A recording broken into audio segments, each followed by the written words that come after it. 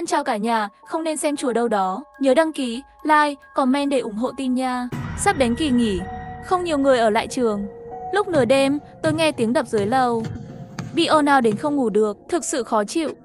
Tôi muốn ra ngoài chửi thề. Điện thoại di động đột nhiên nhận được tin nhắn riêng của người quản lý. Đừng ra ngoài. Âm thanh dưới lầu là hắn đang dẫn dụ cháu ra khỏi. Đột nhiên tôi chết lặng. Trùng hợp với ngày lễ Quốc khánh, hầu hết các bạn học đã về nhà. Ký túc xá cũng chỉ còn lại một mình tôi. Hơn nữa dì quản lý vẫn dung ách bà ấy. Điều này làm tôi sợ. Tôi đang muốn hỏi lại thông tin thì lại nhận được tin nhắn riêng từ tầng dưới 108. Đừng trả lời gì ký túc xá. Bà ta mới thật sự đang dẫn dụ cậy dây ra khỏi phòng. Bà Tisa Ua biết cậu đang ở ký túc xá. Cậu chết chắc rồi. Hai tin nhắn này làm tôi bối rối. Nhưng bấm vào đây. Tôi không chỉ không nên trả lời gì quản lý ký túc xá, cũng không nên trả lời 108. Sau tất cả, làm sao cậu ta biết gì quản lý gửi tin nhắn riêng cho tôi? Hơn nữa hai cái này đều đề cập đến dụ tôi ra khỏi phòng. Chuyện gì vậy? Có vẻ như có mối liên hệ với nhau. 108 nhanh chóng gửi cho tôi thêm vài tin nhắn giải thích nữa. Tôi cũng nhận được tin nhắn của bà ta rồi. Tôi chắc chắn người dùng tài khoản chắc chắn không phải là dì quản lý. Cậu nhìn vào nhóm ký túc xá của chúng ta là biết. Khi ai đó chất vấn bà ta không chỉ không giải thích, ngược lại còn giải tán trò chuyện nhóm. Nhưng rõ ràng, bà ta không quản lý nhóm. Ngay cả khi nhóm bị giải tán, chúng tôi cũng chỉ có thể xem lịch sử trò chuyện trong quá khứ. Cậu đi xem là hiểu rồi. Tôi vội vã vào nhóm ký túc xá, xem xong tôi mới hiểu. Hóa ra không chỉ có tôi nghe thấy tiếng nổ, bao gồm 205,105, 401 mười mấy bạn học đều nghe thấy. Nhưng điều khiến tôi sợ hãi, sau khi họ chất vấn xong đều không còn hỏi tiếp nữa. Vì vậy, họ đã để lộ bản thân. Sau đó chết rồi sao? Quản gia là người giết. Không, rất có thể bà ta không phải là quản lý của chúng tôi. Bởi vì tin nhắn cuối cùng trong nhóm, đó là 108. Sau đó nhóm bị giải. 108 nói đúng. Rất có thể là người giết quản lý ký túc xá, sau đó dùng điện thoại của anh ta. Cho nên tôi không thể quay lại. Nhưng tôi cũng không thể trả lời tin nhắn cho 108, bởi vì cậu ta cũng bị lộ. Tôi chọn gọi trực tiếp báo cảnh sát. Sau khi giải thích tình hình, cảnh sát nói sẽ đến trong vòng 10 phút nữa. Lúc này 108 lại gửi tin nhắn cho tôi. Khi nhóm bị giải tán, tôi chuyển đến ký túc xá của một người bạn, cho nên tôi không chết. Tôi biết cậu vẫn sẽ nghi ngờ tôi. Nhưng cậu có muốn biết tại sao tôi không nghi ngờ cậu không? Thì ra là vậy. Điều đó giải thích tại sao cậu ta không chết. Tôi không trả lời anh ta. Cậu ấy tiếp tục nói, bởi vì cậu đã từng nói trong nhóm. Điện thoại của cậu chỉ có mật khẩu, không có dấu vân tay và nhận dạng khuôn mặt. Vì vậy, kẻ giết người giết cậu cũng không thể sử dụng điện thoại của cậu. Nếu cậu còn sống thì hãy trả lời. Tôi có chuyện quan trọng hơn muốn nói với cậu. Thật ra thấy 108 nói vậy, tôi đã tin cậu ấy rồi. Bởi vì điện thoại của tôi thực sự chỉ có mật khẩu để mở khóa. Tôi nhanh chóng trả lời cậu ta, tôi vẫn còn sống. Tối nay có chuyện gì vậy? Tại sao lại có những tên tội phạm giết người khi nhìn thấy người khác? Điều làm tôi sợ là 108 chỉ trả lời tôi 3 chữ, cậu xong rồi. Tôi bị trúng kế rồi. Tôi kiềm chế không trả lời gì quản lý, không ngờ lại rơi vào tay 108. Đây mới là thực sự là dụ dán ra khỏi hang, nhưng không tệ lắm. Bởi vì tôi không ở trong ký túc xá của mình. Kỳ nghỉ này tôi ngủ ở phòng 304, phòng của bạn thân tôi. Đây mới là lý do tôi thật sự dám trả lời tin nhắn. Lúc này tôi đã đến sau cánh cửa, quan sát tình hình bên ngoài qua mắt mèo. Chắc chắn rồi. Chẳng mấy chốc, có một người đàn ông da đen cầm rìu đi thẳng đến 303 phòng đối diện. Hắn dễ dàng gõ cửa xông vào. Chưa đầy 10 giây lại tức giận chạy ra ngoài. Nhưng đèn bên ngoài quá tối. Tôi không biết anh ta là ai, nhưng tôi có thể nói, hình như hắn đang đi tới đây. Đúng vậy, làm thế nào tôi có thể bỏ qua vấn đề này? Nếu là giết người bừa bãi, vậy thì cũng không có lý do gì để lục soát ký túc xá. Khi gặp nguy hiểm, tôi chợt nghĩ, điện thoại di động 108 nằm trong tay kẻ đó. Tôi lập tức gửi cho anh ta một tin nhắn gây hiểu lầm. Đồ ngốc, tôi đã trốn thoát rồi. Tạm biệt. Tôi cứ tưởng những người ngoài kia nhìn thấy thông tin sẽ lao xuống cầu thang để kiểm tra, nhưng không ngờ lại nhận được hàng loạt câu trả lời từ 108. Làm sao cậu thoát được? Tôi bị cửa ký túc xá tầng 1 chặn lại. Hắn bị nhốt hoàn toàn. Cậu không chết là được rồi. Tôi nhìn lên. Gã ngoài kia không lấy điện thoại ra. Chuyện gì vậy?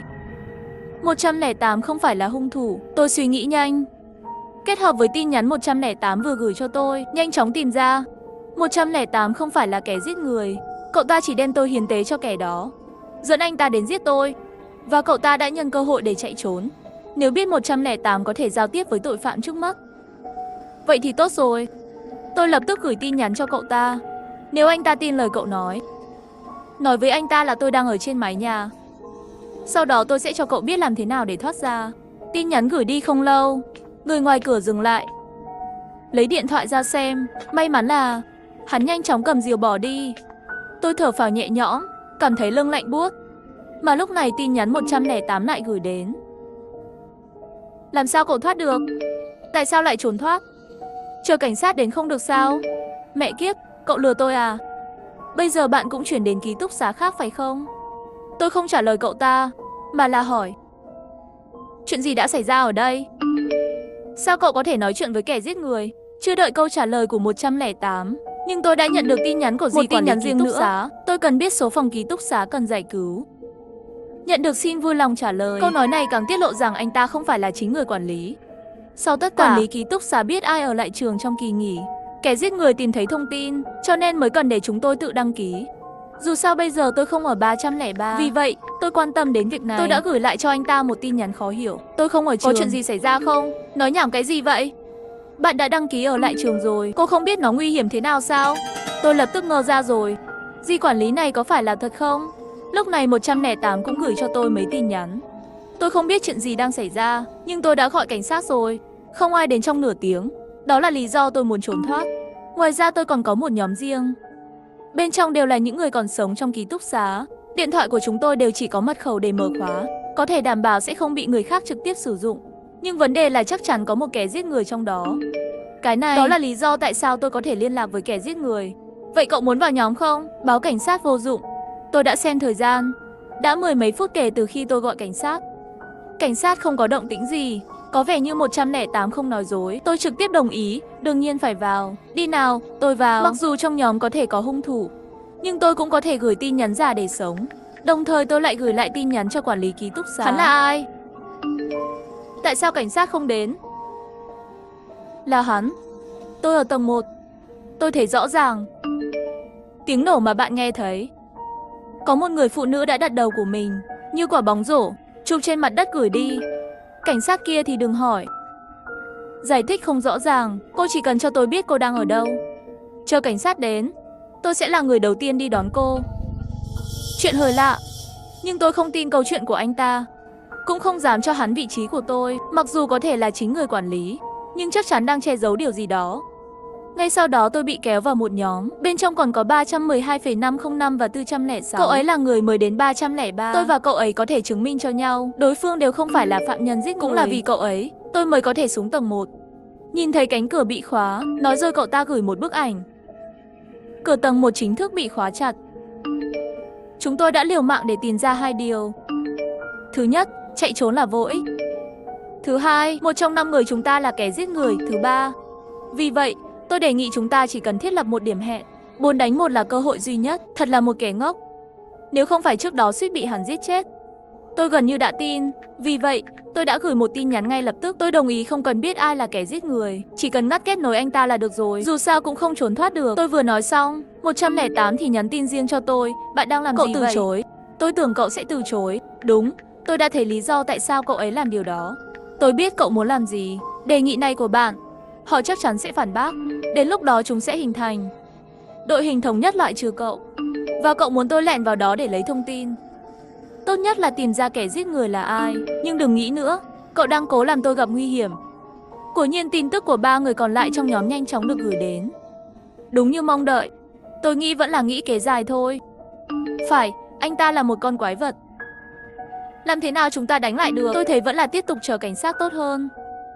Tôi tiếp tục gửi tin nhắn cho 108. 3 người bọn họ bây giờ hẳn là đã lập nhóm nhỏ rồi. Nhóm đặc biệt nhắm vào hai chúng tôi. Vì vậy, đừng giả chết. Nếu không biết họ nói chuyện gì đó sau lưng. Cô không thể làm gì được. Không dễ đâu.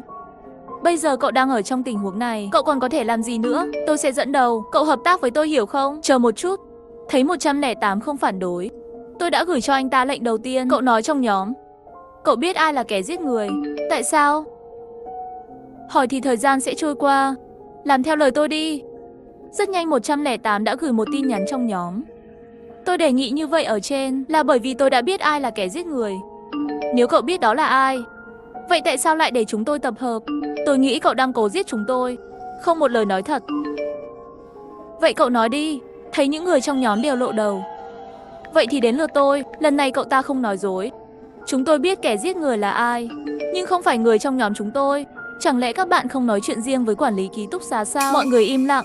Trong nhóm không ai nói chuyện. 108 cũng gửi tin nhắn riêng cho tôi vào lúc này. Tại sao phải đề cập đến quản lý ký túc xá? Cậu đương nhiên biết. Tôi suýt bị bà ta bị giết, nhưng tôi đã xác nhận rằng người quản lý thực sự là chính mình. Và điều đó rất quan trọng. Tôi trực tiếp hỏi lại 108, vì sao? Mà cậu cảm thấy chủ quán đã bị hại rồi, bởi vì bà ấy luôn muốn biết tôi thực sự ở đâu. Chính xác.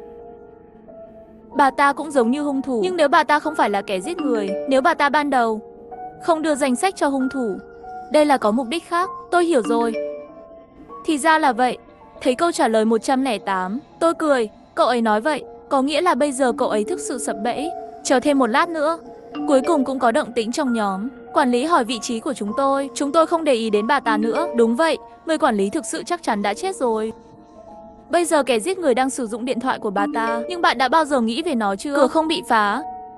Và vào ban đêm, cổng được khóa từ bên trong. Rõ ràng là người quản lý chủ động mở cửa cho kẻ đó vào. Tôi trực tiếp nói ra suy đoán của mình. Có khả năng nào không? Ban đầu quản lý và kẻ đó là một hội, nhưng họ cãi nhau dẫn đến chia tay. Đó là lý do tại sao có tiếng động dụ dắn ra khỏi hang. Bởi vì kẻ giết người không cầm danh sách trên tay, và người quản lý biết ai ở lại. Nói xong tôi gửi một bức ảnh. Một phần lịch sử trò chuyện đã được gửi đi. Các bạn có thể xem. Quản lý ký túc xá nói chuyện để biết ai ở lại. Cho nên bà ta chắc chắn là người quản lý thực sự. Và bà ta không phải là kẻ giết người. Chờ một chút, còn muốn tiếp tục phân tích. 505 làm gián đoạn tôi. Cậu vừa nói kẻ giết người không phải là thành viên của nhóm này, bây giờ lại nói quản lý cũng không phải là hung thủ. Vậy cậu nói xem hung thủ là ai đi. Không phải chỉ có tổng cộng nhiều người như vậy sao? Cậu vẫn chưa hiểu ý tôi. Kẻ giết người là ai không phải là vấn đề. Điều quan trọng là quản lý ký túc xá là ký túc xá thật. Bà ta biết kẻ giết người là ai, và chìa khóa để chúng ta trốn thoát nằm trong tay bà ta. Ý cậu là... Tôi đang nói về chìa khóa. Chìa khóa mở cổng, và chìa khóa nằm trong tay người quản lý. Hoặc là bị ký túc xá giấu đi rồi. Ngay lúc này, 108 đột nhiên gửi tin nhắn riêng cho tôi. Những lời này của cậu hẳn là không phải nói với chúng tôi, mà là cho tên tội phạm đó. Vậy mà bị nhìn ra rồi. Không hổ là kẻ suýt giết chết tôi. Tôi chỉ thừa nhận thôi. Nhưng những gì tôi nói đều là sự thật. Chìa khóa mở cửa chính nằm trong tay người quản lý. Chỉ cần tìm chỗ ở, chúng ta sẽ có cơ hội thoát ra. Sau khi tin nhắn được gửi đi nhưng vẫn không có phản hồi, trong nhóm cũng không có chút động tĩnh nào. Tình huống gì đây? Họ không muốn biết sao? Kẻ giết người thực sự là ai? Không muốn biết sao? Đợi đã, họ sẽ không trực tiếp đến chỗ quản lý để nói chuyện riêng chứ. Càng nghĩ về nó, tôi càng nghĩ nó có thể. Không dám trì hoãn nữa, lập tức gửi tin nhắn cho ký túc xá. Dì có biết là dì đang gặp nguy hiểm không? Giờ mọi người đang tìm gì? Bao gồm cả kẻ giết người cũng đang tìm kiếm gì? Trước sự ngạc nhiên của tôi, người quản lý nói hắn đã đi tìm tôi rồi. Nhưng hắn không thể tìm thấy tôi. Chuyện gì vậy? Người quản lý không phải là đang trả lời tin nhắn riêng sao? Sao lại trả lời tôi nhanh như vậy? Tôi có chút nghi ngờ, nhưng tôi vẫn trả lời bà ta rất nhanh. Cháu cũng biết kẻ giết người muốn gì nhất bây giờ. Cháu có thể cứu gì, chỉ có cháu mới có thể cứu gì. Nhưng gì phải cho cháu biết chìa khóa ở đâu. Vẫn chưa đợi quản lý trả lời tôi, 108 lại gửi tin nhắn cho tôi. Người quản lý có cho cậu biết chìa khóa ở đâu không? Nếu có, cậu đi lấy chìa khóa. Tôi biết vị trí của cậu. Chuyện này cậu nhất định phải đi. Tôi hiểu rồi. Tôi nói ký túc xá làm sao trả lời tôi nhanh như vậy. Thì ra bọn họ căn bản không có nói chuyện riêng. 108 chính là lợi dụng tâm lý này của tôi, đặt tôi vào bẫy. Nhưng tôi giả vờ bình tĩnh, nhanh chóng trả lời cậu ta những gì vị trí của tôi. Đừng cố lừa tôi. Còn chìa khóa, quản lý cũng không nói cho tôi biết. Được rồi, cậu đừng giả vờ nữa. Lúc trước cậu nhắn tin bảo tôi là cậu đang ở trên mái nhà. Lúc đó hung thủ ở gần 303. Vì vậy, cậu nên ở 301, 302, 304 trong mấy căn nhà này đi. Đi lấy chìa khóa đi. Tôi chịu trách nhiệm để người khác hành động. Thu hút kẻ đó. Sau đó hai chúng ta nhân cơ hội chạy trốn. Nếu không tôi sẽ đưa tình hình của bạn gửi vào trong nhóm. Vốn muốn làm trò chơi để 108 đi mạo hiểm. Kết quả là tự nhốt mình vào. Tôi chỉ có thể bất đắc dĩ trả lời. Tôi đang nói chuyện với quản lý ký túc xá. Tôi sẽ đi lấy chìa khóa. Vừa nói xong dì quản lý ký túc xá liền gửi tin nhắn. Dì có thể cho cháu biết chìa khóa ở đâu, nhưng cháu phải đưa dì ra ngoài. Tôi biết còn nhiều người nữa. Miễn là cháu đủ mạnh mẽ, có thể đổi đường sống cho hai chúng ta. Nếu như vừa nhìn thấy tin nhắn từ quản lý ký túc xá, tôi lập tức đánh ra một dòng chữ và gửi cho nhóm nhỏ. Đôi khi phải cảm thấy đây là nơi nguy hiểm nhất, nhưng cũng là nơi an toàn nhất. Sau khi chờ một chút, cẩn thận đi ra ngoài. Nơi nguy hiểm nhất là cửa chính tầng 1. Đó là khu vực kiểm tra quan trọng của kẻ giết người. Tôi sẽ tạo ra một ảo ảnh cho anh ta. Tôi trốn xuống tầng 1 và dẫn anh ta xuống. Chìa khóa ở tầng 5. Một đường không có gì bất ngờ, không có gì nguy hiểm, đến phòng tiện ích đầu tiên vào cửa. Tìm thấy một chiếc chìa khóa. Sau đó, tôi gửi tin nhắn cho 108 chìa khóa đã đến tay. Cậu dẫn họ đến cầu thang phía đông để thu hút người. Chúng ta sẽ tập trung ở cầu thang phía tây. Sau đó tôi lại gửi một tin nhắn cho quản lý ký túc xá. Tôi có chìa khóa rồi. Tôi bảo những người khác thu hút kẻ đó ở cầu thang phía tây. Hai chúng ta đi cầu thang phía đông đến tầng 1. Sau đó tôi đi ra và đi về phía cầu thang phía tây. Cũng không còn quan tâm đến tin nhắn tiếp theo nữa. Thực ra tôi không nghĩ đến việc yêu cầu người quản lý. Bà ta hỏi vị trí của chúng tôi chắc chắn cũng không tốt. Rất có thể là dùng mạng của học sinh khác. Trì hoãn thời gian chết của chính mình. Thuận lợi từ cầu thang tầng 5 xuống tầng 1. 108 đã chờ ở đây rồi. Nếu chúng ta có được nó, chúng ta sẽ nhanh chóng mở cửa và rời đi. Tôi nói trong nhóm là tập trung ở cầu thang phía đông tầng 3. Đi tìm quản lý, nhưng họ sẽ sớm phản ứng thôi. Chúng ta phải nhanh lên, không nói nhiều. May mắn thay, nếu chìa khóa là chúng tôi đã mở được cửa và trốn thoát. Nhân tiện, cậu biết tại sao ký túc xá đột nhiên xuất hiện một tên buôn người, còn thấy người thì giết không? Tại sao? Cậu biết không? Không biết tại sao. Nhìn với vẻ sợ hãi của 108 trong lòng tôi đột nhiên có linh cảm không tốt. Nhìn điện thoại của bạn xem, quản lý ký túc xá hẳn là đã gửi cho cậu rồi. Tôi lập tức lấy điện thoại ra kiểm tra. Thực ra, tôi biết cháu sẽ không đưa ta ra khỏi đây. Cháu không thể tự cứu mình. Cháu không biết bên trong có cái gì đâu. Cháu nên tò mò, ta có chìa khóa. Sao không tự chạy đi? Vô dụng. Chúng ta không có nơi nào để chạy. Nghĩa là sao? Quản lý nói có nghĩa là gì? Tôi chỉ biết 108 còn chưa nói xong. Đầu đột nhiên rớt xuống. Sau đó thân thể càng ngày càng đen. Đối tượng chạy trốn. Bắt đầu kế hoạch dọn dẹp. Tôi đột nhiên nghĩ đến những gì người quản lý nói. Kẻ giết người đập đầu xuống đất như một quả bóng. Hiểu rồi, hóa ra hung thủ thật sự không phải người bình thường. Họ đang tiến hành cái gọi là thí nghiệm. Hóa ra chúng tôi thực sự không có nơi nào để trốn thoát. Cái gọi là dẫn dàn ra khỏi hang, chỉ để dụ chúng ta ra ngoài. Ngay từ đầu, chúng tôi đã là đối tượng thí nghiệm của họ rồi.